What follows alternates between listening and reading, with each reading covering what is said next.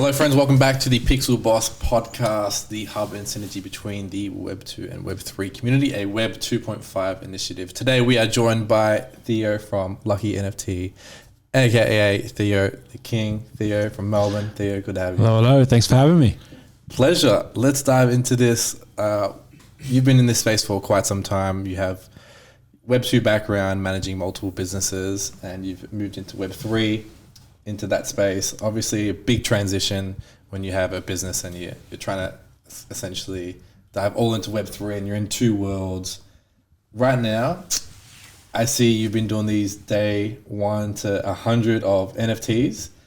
Let's touch on that first before we dive into your background and what your story is. Cool. Yeah. So 100 days of NFTs. Yeah. In January, I wanted to start putting content out. Like I saw, that there was a big opportunity on LinkedIn. Like a lot of people were on Twitter and Discord, but LinkedIn sort of had, well, at least from what I could see, huge white space in terms of opportunity from like an attention perspective. So I just went for it. Definitely haven't done it every day because it's taken me, 9 months to get through 94 days. But you get busy, shit happens, man. You just do what you can and don't take yourself too seriously. I don't know anyone else that's doing it. So kudos to you. I've seen it on Twitter maybe a few times here and there. I've seen it on obviously like your TikToks. I think the numbers make a difference, right? Because it keeps them looped in. Like, oh, where's his? Yeah. Everyone's like, "Fuck, how many days you got left?" Like, are you sick of it? Yeah. No, you're doing extremely well. A lot of it's just raw too. So you're at 94, I think. Oh, okay. By the time this comes out, would have hit 100? Oh yeah, no doubt. Yeah, we'll be at 100 anything next to week. Celebrate? Yeah, not doing it for a while. No, I'm starting a content series called Off the Chain. So that'll start next month. So this is now, what day is it? September 29th. So it'll start by probably the end of October. Off the Chain, give us some context around that. Blockchain, play on the words. But I think we'll have eventually a pretty heavy music influence. But yeah, we're not putting any sort of fencing around it. We're just going to do sort of what you guys are doing. Just bring in people that we vibe with, people that we like. Off the Chain and Lucky NFT. Tell us about how Lucky NFT came about altogether in itself. Yeah, cool. So Lucky NFT has, I guess, 3 main shareholders: myself, Mark, who many in the Web3 community know as well. And then Lucky Entertainment. So Lucky Entertainment have been around for 12 years. I was actually the first artist along with my music partner that they represented. Hey. So one of my best friends started that company. So about a year ago, maybe is that Luke that started? Yeah, Luke. Yeah. Phenomenal guy. So a bit over a year ago, I went to him and said, man, you need to bring this Web3 into your business. And he likes proof points and likes to really make really educated decisions. So he's like, yeah, Luke, sounds interesting, but also they were in the middle of COVID and they've just had, their venues with no one in it for so long and all the rest of it. So long story short, how long was it? That would have been almost a year and a half ago because I actually interned at Lucky NFT for a few weeks. Lucky Entertainment, you mean? Yeah.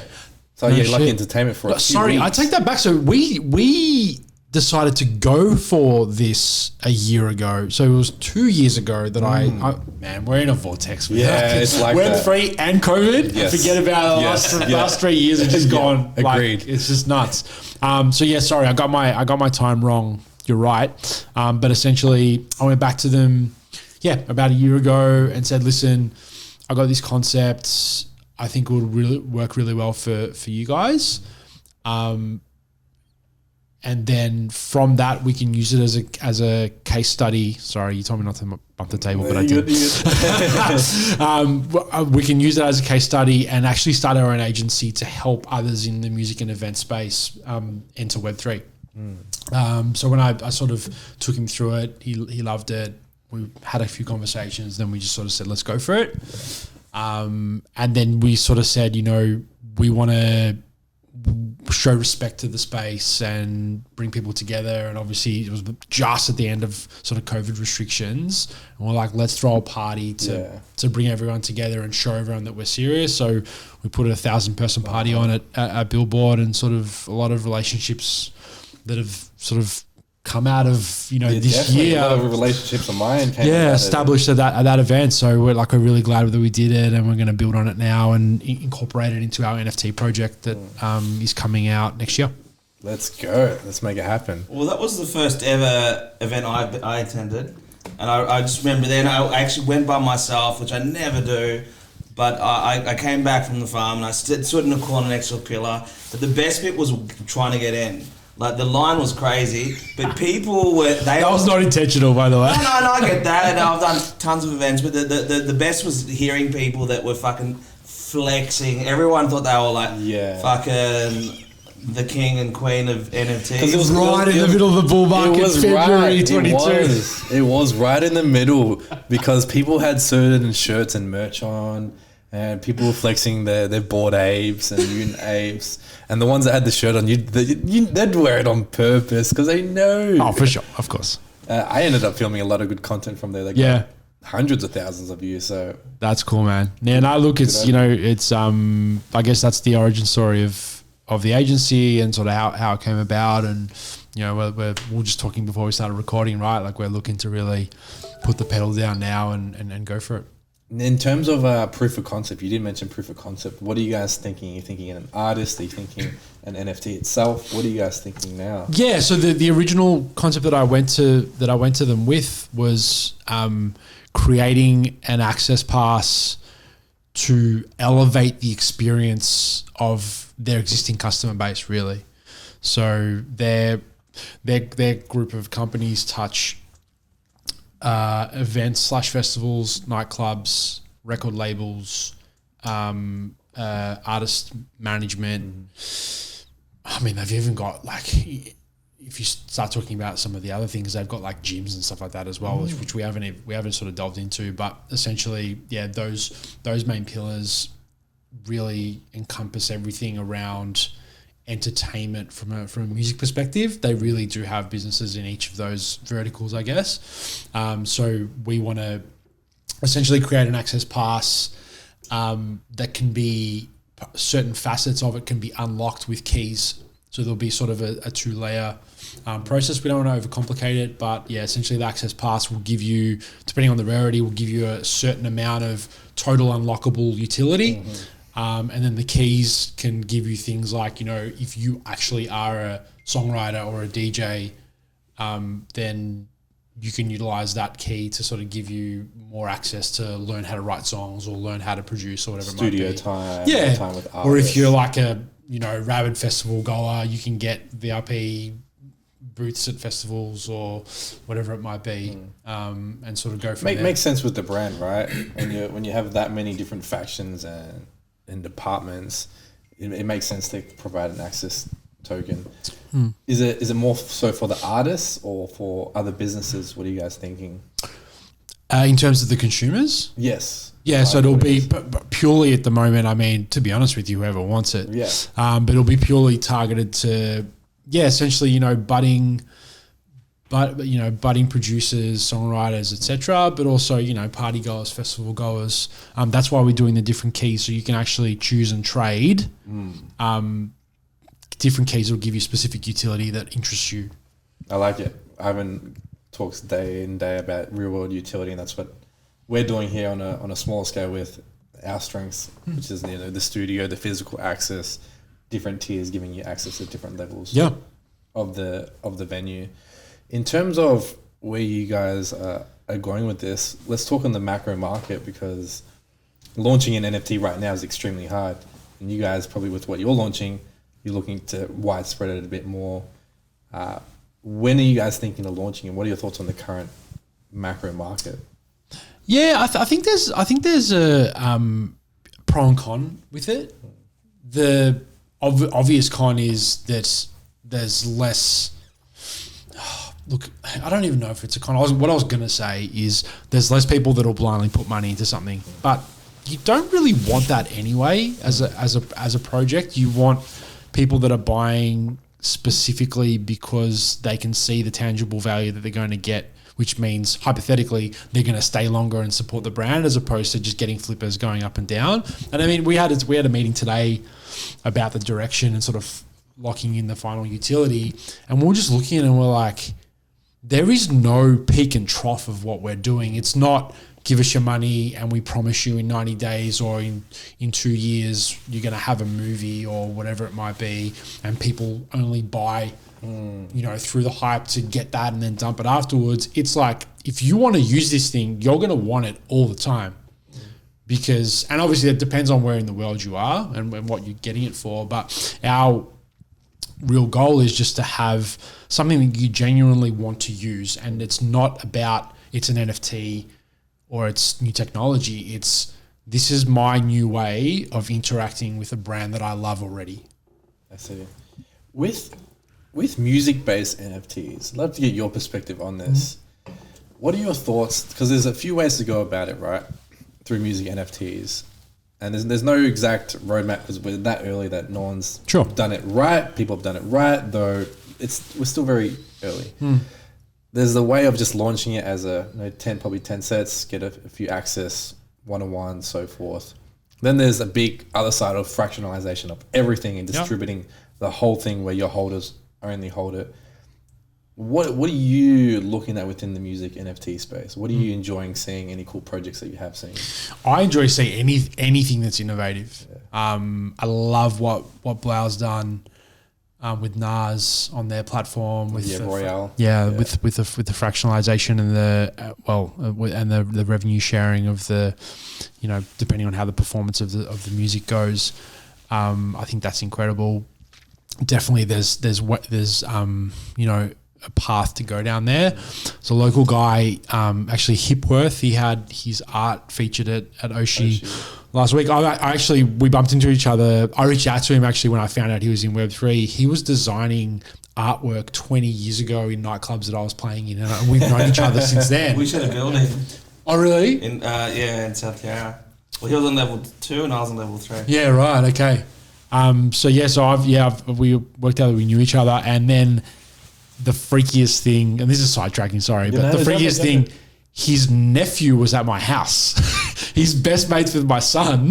And I was talking to my son's mate's mum when she came to pick him up, and we somehow worked out that we knew him. Anyway, I digress. He has an incredible beta of a music platform that's purely NFT driven. So all the royalties, not all of them, almost all of the royalties go to the artist. The artist can mint the music themselves, configure the contract on the fly. If there's anything that they need to share with anyone, they can choose wallets and percentages of splits, and the platform does it for them. And he's got a pretty sophisticated metaverse sort of layout, play out as well. Like he's ahead of the game. He keeps it quiet, but they got a partnership with Amnesia in Ibiza. So they've got I think they've actually got a plot in Decentraland next to them as well. That's where their club is that Ivan's talking about. Funnily enough, we were going to do the live stream of NFT Melbourne in their thing, but for whatever reason, he's an arty guy, man. So he takes ages to reply and shit. So he didn't get back to me. So we ended up going with Medikey purely because of timing. But yeah, things like that are incredible, and for it to be happening on home soil, it's so cool. But I really think, at least initially, the fact that I really think that what's going to onboard in the music space in particular, a lot of the artists' fans and a lot of the brands' fans, Rolling Loud are doing something very soon. It's like a lifetime membership of all of their events, and I think they've got 7 cities they're in now. Things like that, where you're essentially just experiencing a new way of having membership that you can verify that's yours, and you can access a utility with minimal friction. Yeah. For me, it's that's the game. It's not, look at this NFT, someone's drawn something on here, how amazing is it? It's, there's a place for art, absolutely, in NFT land. And I think the whole IP thing, we're seeing it in front of our eyes, definitely. But for me, it's if there are, you know, existing brands that want to get in, they just need to make it sort of operate in a way that you're giving your fans that want to be loyal, want to engage with you the most, the easiest, least friction path. Just nice, smooth. I just want to jump in on that because I just really resonate with that. Because I think what I personally, for Pixel Boss or people we work with over the next 6 to 12 months, I want to stop talking about NFTs and DAOs and tokens. It needs to be about the brand, the experience, and the engagement. Because you don't go to an app, whether it be fitness or whether it be food or you don't ask them how they built it, you just use it. Everyone's so fucking hooked into how does it work, why does it work, and I get it because we're not even early anymore. It's now about getting on with it, and if we can get on with it and go, here's a membership to a club, and whether that is music or whether it is health, whether it is design, whatever it may be, it's about being part of that collective and just vibing and just doing it. If you want to look deeper, look deeper. But I think the best way to onboard people moving forward is that they go, I fuck with that, I want to be part of it. I heard something in an interview the other day, pardon me, that summarised it really, really nicely.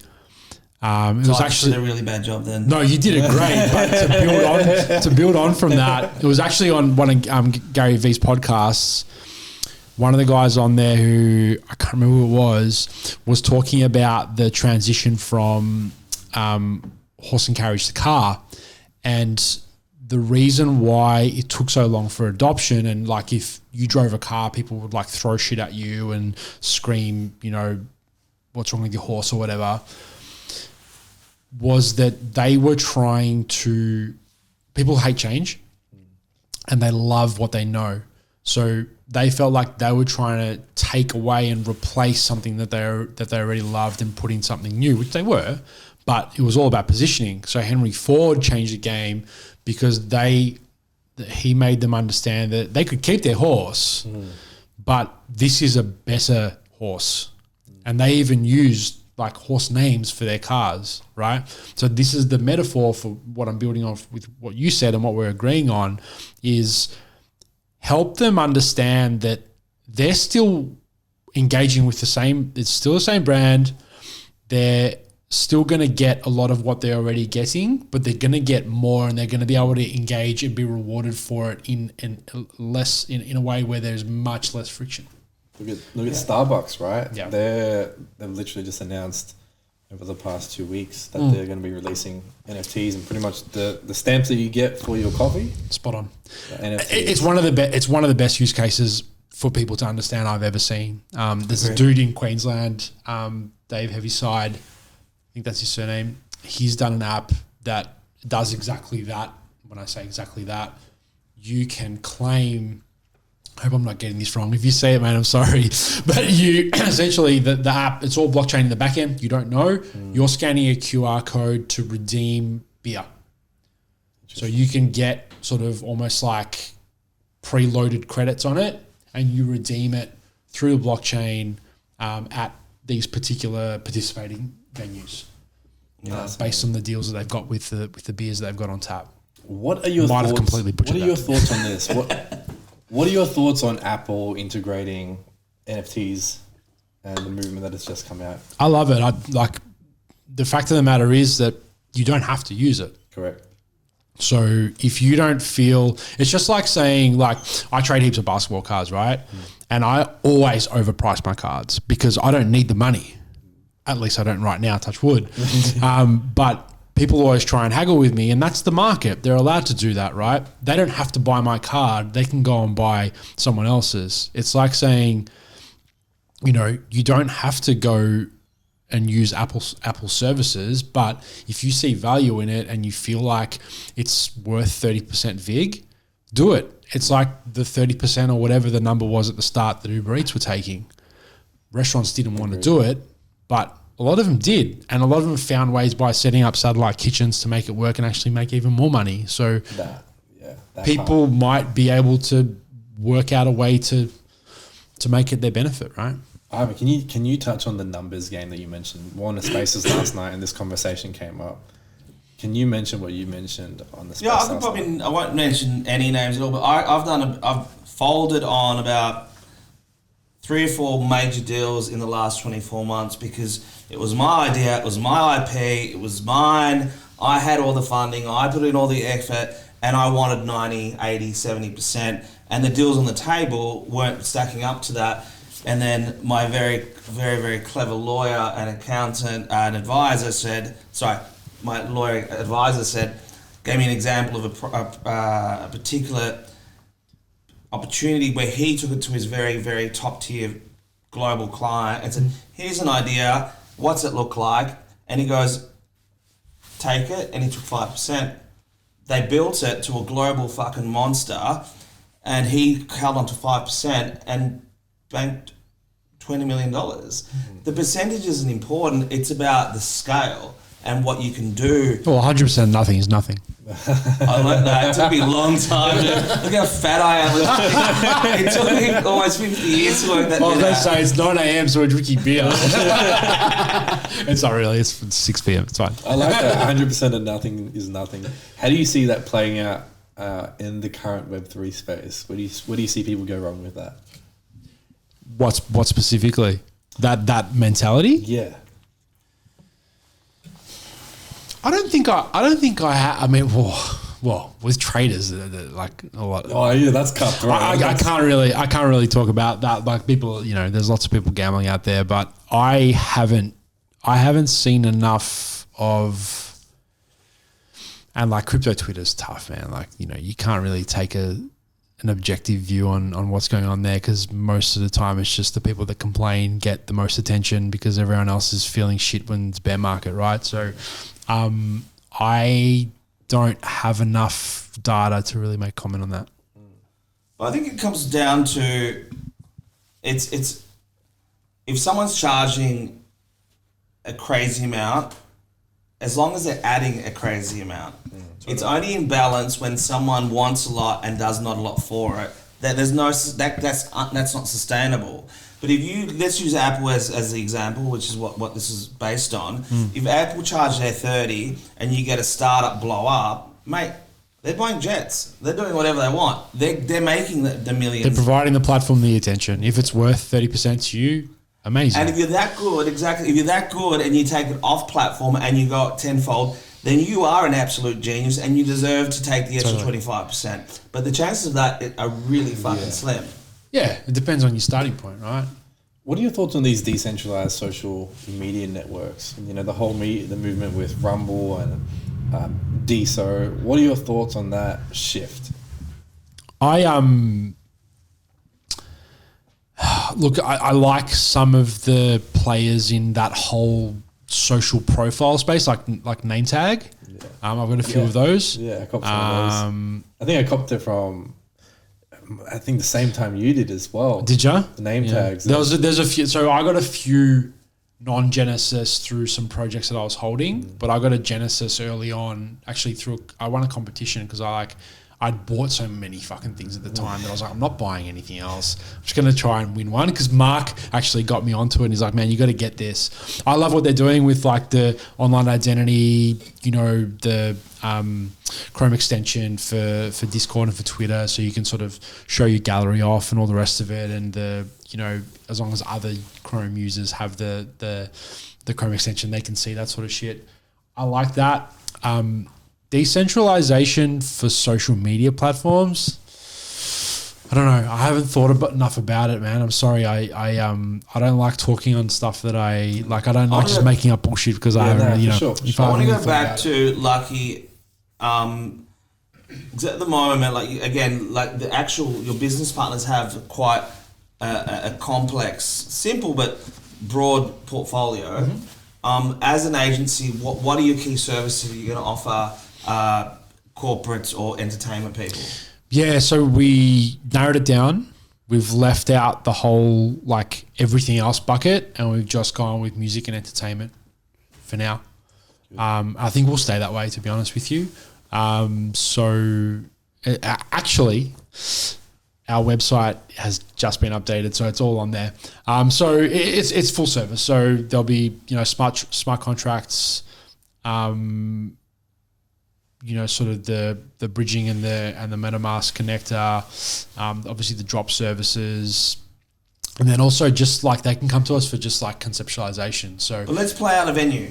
So what, like you now, you say the obvious, you've got your own venue. Yep. What are the services Lucky NFT will provide venue? For a venue? Yeah. Okay, so initially when they come out to us, we'd set up some conceptualization workshops. So we'd work through, what they feel IP-wise they've got to offer. What do they have ability to facilitate booths, and like what is it that people like about why do they go to their venue, right? And that'll then start to sort of derive what's the value that they can put into any form of membership or NFT. And then, they'll get sort of a plan from us on what we think they could do. They can take that if they want. Otherwise, by then, what it's like with consulting. By then you've sort of built a relationship. So usually they stay with you unless the price tag's too high. But essentially, from that point, we've sort of worked out at that point, what we think they can offer, how they'd go to market, what chain they should be on based on what they're offering, and sort of, everything in between in terms of like post-launch, how to sort of keep things maintained and what partners they should go for. If they want to leave it there, like I said, that's fine. Otherwise, we can facilitate the drop and everything associated with that. And then we've also got partners where we can manage sort of the community management piece, because that's so time consuming that you need to be able to scale that sort of stuff. And you also need people you trust to be able What does the team currently look at? And what are your roles within the team? I'd be interested to hear. Yeah. Break down the strengths and the core. Yeah. So we're lucky in the sense that, the wider Lucky Entertainment team have a few dozen people in it, right? So they can take care of a lot of the operational stuff from the creative stuff. There's an agency in the fold that can sort of help with all that sort of stuff. Mark takes care of the tech, so if we need any smart contract devs, he'll sort of reach out to them. Strategy wise, like I'll lead a lot of that. And then, Mark will sort of be involved in that as well. So we're pretty lean at the moment, but we've set up some strategic alliances so that we can sort of go in with, if we need to scale or if there's a big project, we can sort of bring the right people in to help. What are you looking forward to most now? You're on the tail end of transitioning from Web2. I'm not sure if you want to comment on that. Yeah. But what are you looking forward to most now? You're kind of seeing over the cliff and you're seeing the ocean and you're about to dive. Yeah. More of this, man. Like just getting my hands dirty. Starting my content series, meeting more people, and it's not like passing sort of meeting. It's more like taking the time and properly getting to know people, and really getting this NFT project up and running. This initial one, which will be called Lucky World. So the next 6 months will be really, really important for us. Lucky World. If you were to, I've got so many questions around it. What do you guys, first off, what are you guys thinking in terms of supply? Have you Very low. Very low. Very low. It's an access pass. Yeah. Yeah. The direction of it, I'm keen to see it play out in so many different ways. So you guys, have you chosen a chain, ETH? Definitely Ethereum. Definitely ETH. Yeah.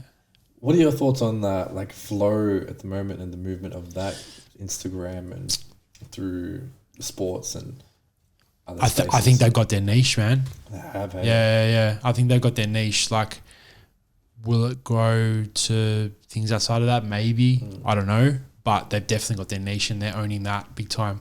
There's no reason why we couldn't airdrop, like, for instance, when we do our next event after when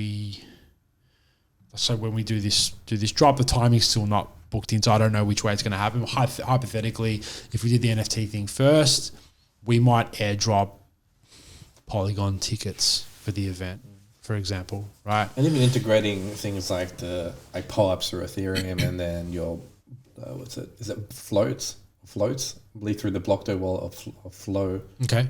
That's another way to just give people exposure in different areas.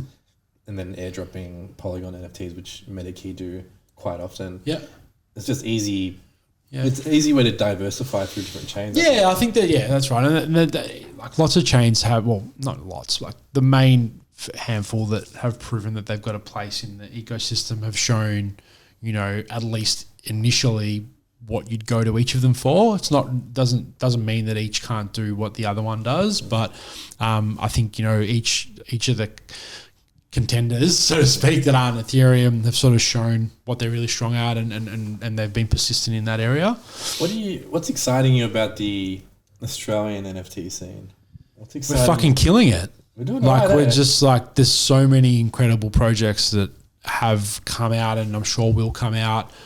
We've always been so strong in music and the arts. Like, look at, even just aside of, look at Hollywood. Like, we've always had prominent players there. We've always had, like I said, music. We've always been really, really, really prominent there. So I think the cross section of everything that Web3 is, at least now, and even tech, we've got heaps of giants in there, right, as well. So if you put those three, within the same bucket, or like ring fence them, we've got a track record in all of them. And I think there's definitely hubs building out, right? You look at the Immutable and the buzz in Sydney that's happening, and same with Gold Coast and Brisbane. It's there, and Melbourne's happening as well. Do you see it playing out? It's probably a simple answer that Melbourne will be the cultural side, the art side. Yeah, no doubt. I think Melbourne will be the hub of APAC for Web3. Yeah, we'll make sure it happens. Hey.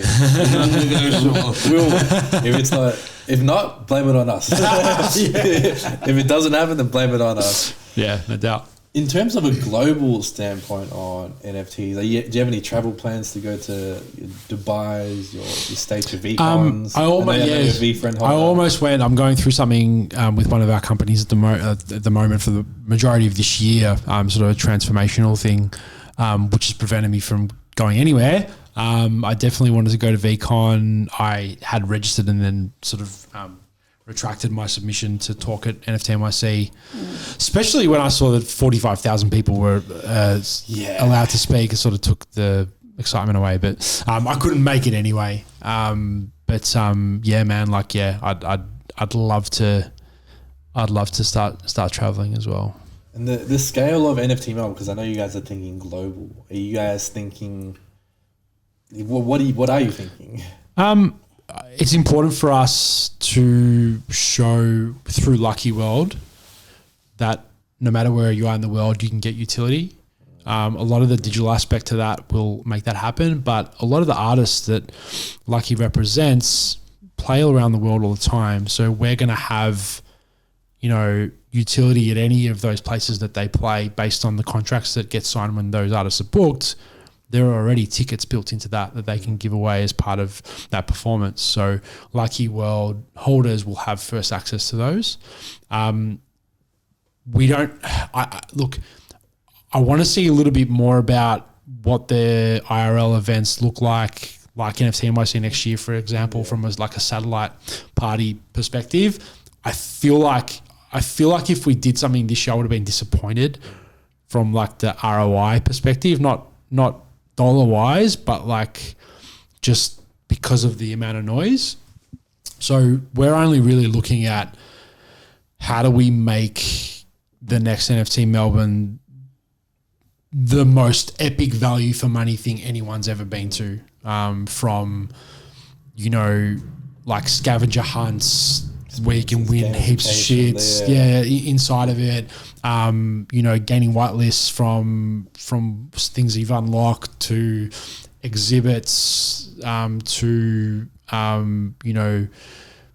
maybe even getting something like an Illuvium or something like that, where there's gaming competitions, to just a full blown spectacle. And we're gonna give it our best. And you guys have the assets to do so, physically and metaphorically, and the will, and the will. That helps too. You got to take some balls. We did the budget today. Fuck, I was sweating a bit when I left. It's not cheap to do a party that size, but that's why you give yourself enough time, get sponsors. We're looking at the Illuvium after party in where were we, in Gold Coast for the Australian Crypto Convention. Yep.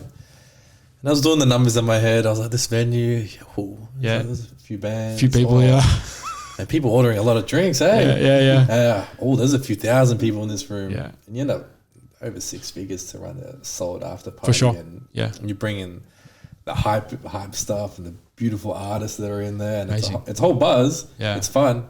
But to run it is another thing. Well, it's expensive to be a big nice player. to be on the other side. For sure. Yeah, the receiving end, for sure. Yeah, no, it's exciting, man. Like, next year, like 23 is my number, MJ. So I think it's all lining up, man. I'm pumped to see what we can do. In terms of gamification, you did mention that. What are the best use cases of that you've seen play out, or best examples of gamification? Because I think 10 KTF. Ooh, why? Easily. The storyline behind the project and the combinations of gear that you can put on your avatars and even actually dress and style those shoes, weapons, hats, etc. with your PFP's design, and then be able to collect badges by entering these missions, and it just all combines. It's masterfully done. It's incredible. And it always plays out. The reason I'm so interested in gamification, it comes back to like childhood of collecting or looking at YouTube Easter eggs, and that's the way I see it. And I see it playing only into adulthood of people that are super fans that are extremely interested. They're always going to find ways to maneuver their way to gain extra points. Totally. And content creators love that. That's why, of course, kids. That is why every 12-year-old wants to become a YouTuber. They're all watching YouTube. They're all watching people play a game. Living an experience. Build something. Yeah. Wrapping up. Final words, Ivan, and then we'll throw it to you. Theo. Ivan, final words. I'm smashed. I've had one beer and I'm done now. Great input. I don't have final words, to be honest, but other than, like, I'm just really excited for what you're doing. And I mean, I secretly, above everything, I love music culture because I've spent 2 decades in it, like putting on concerts, tours, documentaries. I ran Speaker TV for like 12 odd years. And if I could be in that space, I would. So I'm absolutely, completely fucking jealous of that. But I'm just interested to see like how you step out Lucky NFT, because you do have the ability to grid a venue and create experiences. You have the ability to everything that's happening back of house and what that looks like. When you look at your roster of artists, how you interact with corporates, like you've got so many touch points. It's very fucking cool. Anyway, I know I have a whole sweep of questions for you. Maybe that's going to be like version 2 of That's this. what dinner's for. I'd love that, man. Like, all love for you guys, man. Like, likewise, whenever you want. On a more personal standpoint, from the yourself and Mark being super kind to the NFT Melbourne crew and vice versa, having the same love and energy. Yeah. Despite us having brands of NFT Melbourne and the confusion around that, you getting DMs, and I'm sure us getting a lot of DMs of asking for tickets. It happens, I'm sure. Yeah, no doubt. Though purely for the love that you guys still have for us, it's just another big tick of the Web3 ethos that is being built, and I'm extremely glad to have that in Melbourne, and no doubt to try and spread that as much as we can around Australia and the world. But a lot of appreciation more personally from likewise, us, so brother. thank you for that. 100%. Final words, Theo? Look, I think there's so much yet to learn. There's so much that we don't know, and like, anyone that's watching this that feels like they're still lost, or they don't know what to do, just do something. Like, go to an event and meet someone. They might end up being your business partner. Or they might invite you onto a podcast, right? Like, the worst thing that anyone can do that's procrastinating, that feels like this is something that resonates with them, is stay back and sort of feel like there's a right time for them to do it. If you need questions answered, there are so many people. Specifically, if you're watching this in Melbourne, I can attest to that, but definitely people around the world as well that I've spoken to that openly share information whether it be in their Twitter threads or in DMs or on a Zoom call or whatever it might be. Like I've met so many people that literally just jumped on a call straight up, no questions asked, just to connect, right? Take advantage of the moment. It's the biggest moment since the internet itself was created. And I think it's an opportunity that people are going to regret if they don't take advantage of it and they have the right skill set to sort of be in the game. I'm looking forward to the waves. waves. From our perspective, obviously with what we're building here at Pixels, obviously this club that's playing out will come to life in the next few months which is really in line with what you just said about connecting, collaborating and having an absolute ball. But from an Asian perspective, like anything to do, not everything, but a lot of the things that happen in the music space, I look forward to really understanding your ecosystem, because when we are building, I want to plug play you guys, and there'll be things that we're doing that you can do in reverse. Totally. And I think that's going to be the use case that I see playing out in this next 12 months to go, hey, you don't have to do it all. Do it with people you love and win. Big time. 100%. Excited for the waves. Pixel Boss, the hub and synergy between Web 2 and Web 3, a Web 2.5 movement. Let's go. Awesome. Thank you. That's us.